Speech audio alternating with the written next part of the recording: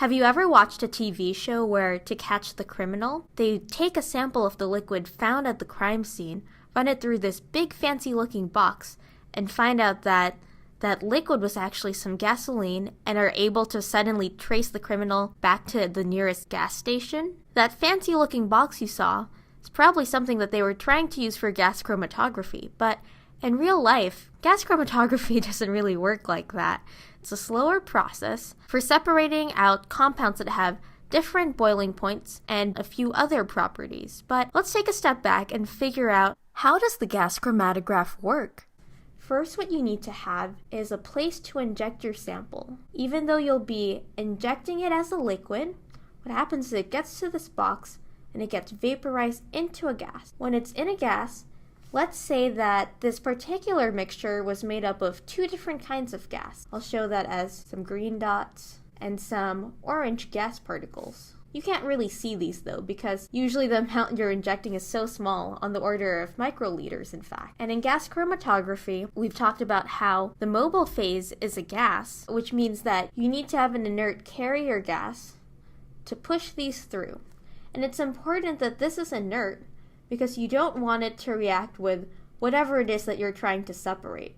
Once it's passed through that, it'll get heated up and then go through a long tube. In order to make it fit into the box, they usually just coil a long length of tube, and the longer the tube, the better separation you'll get. And once it's finished passing through the tube, there needs to be some kind of detector that picks up how many particles of the green compound were found versus how many particles of the orange compound reached it, and they'll be reaching the detector at different rates, which I'll explain shortly. From there, the detector will be able to take these signals and display them in a way that you can analyze on your computer. Often what you'll get is something that looks like this. This is known as a chromatogram, which is just a way of saying a graph for gas chromatography. And we'll also be explaining this later on.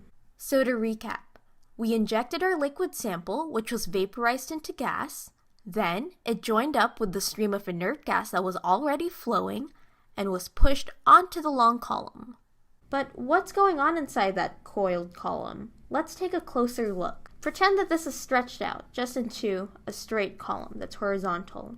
It has some liquid coating on the side because the liquid is serving as the stationary phase as the gas is rushing through it. And what you would observe perhaps is something that resembles this. You might see the green dots kind of hanging out on the sides, while the orange dots are clustering more in the middle and maybe even traveling a little bit further than the green dots have. What does that mean? Well, we can't really imply too much from that yet, so let's watch it for a little bit longer. At the next time point, what you might see is that, again, the green dot, or the green compound, kind of staying more to the sides. It's traveled a little bit farther now, but this orange compound has gotten pushed all the way over here, the point that it's almost at the detector already.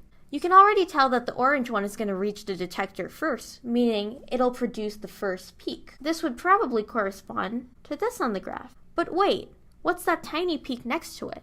Usually that represents the solvent that you dissolved your compound in. That solvent is usually something with a pretty low boiling point, so it gets pushed through first. But the second peak that's bigger is usually the first peak that actually represents a compound in your mixture.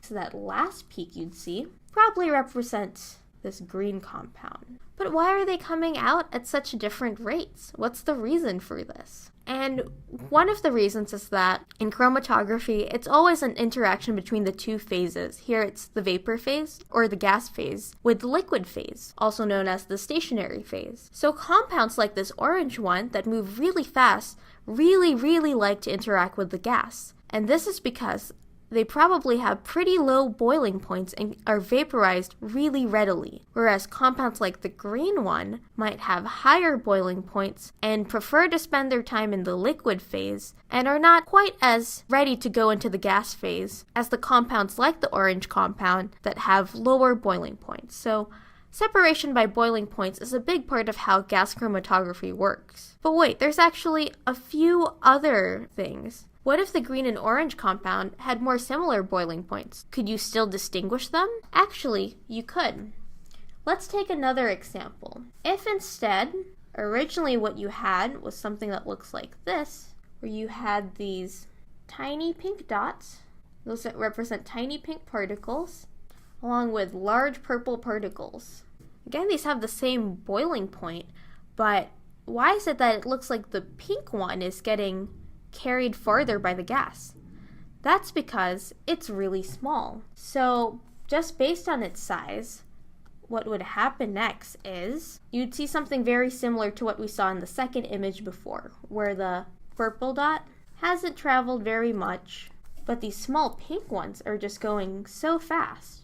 They're almost at the detector. The way to visualize this is, imagine the gas pushing through. Now picture that as a really strong wind. If you have a tiny child in a meadow where there's a strong wind, the kid will feel like they're getting pushed around pretty hard. But if you had a big sumo wrestler instead, they probably wouldn't move too much no matter how hard the wind blew. So in this case, the pink dot's like the child, and the purple one's like the sumo wrestler. So we've talked about the size of the particles, or the molecular weight of the compound, along with the boiling points as being ways to discern between compounds in gas chromatography. But let's take a closer look at that chromatogram you see on the computer screen.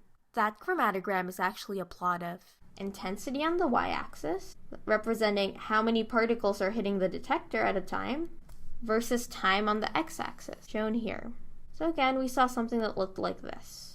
We said that the very first peak that comes out is probably just the solvent that your sample was originally dissolved in. The next one represented our first actual peak, and it represented, again, the compound that traveled faster and further. Let's call this compound A. The second peak was the one that was a little bit slower, so compound B. Just by looking at this chromatograph, we can already know a little bit about the relative properties of A versus B. Again, compound A was probably smaller and had a lower boiling point, whereas compound B was probably bigger and had a higher boiling point.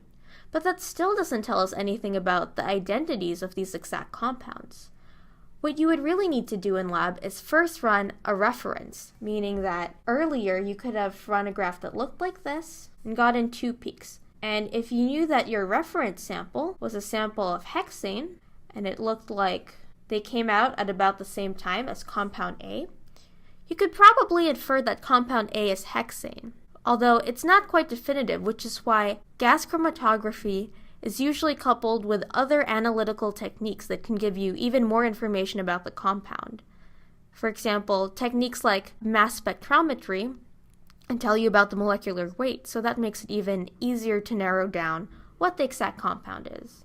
And I know that this can be a pretty tricky process to figure out what the compound is, but for analyzing these GC graphs, what you'll mostly want to look at is the relative difference between the peaks, and try to compare compounds qualitatively.